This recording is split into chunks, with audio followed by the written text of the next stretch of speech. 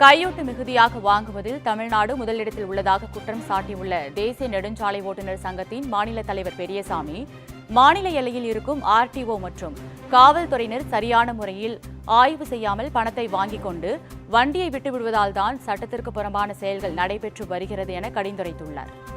Transport துறையில் தமிழ்நாடு, கர்நாடகா இது RTO check போஸ்டுகள் நீ எவ்வளோ ஆனாலும் பண்ணு, நான் செக் போஸ்ட்டை அகற்ற மாட்டேன்.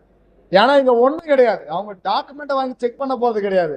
அவங்களுக்கு தேவை லஞ்சம் லாவண்யம், இது எவ்வளோ கிடைக்கும் அப்படிங்கிறத இதை மட்டும்தான் டார்கெட் பண்றாங்களே தவிர அந்த வாகனத்துடைய ஆவணங்களை நீ எப்படி ஆனாலும் வச்சுக்கோ, நான் பார்க்க மாட்டேன், நீ பணம் கொடுக்குறியா போயிட்டே இரு, இதுதான் நடக்குது. ஆனா இதுக்கு எதுக்கு செக் போஸ்ட் வேணும்? இந்த லஞ்ச பணம் ஒருவருடைய கல்லாப்பெட்டியில போய் சேர்றதுக்காக வரணும்.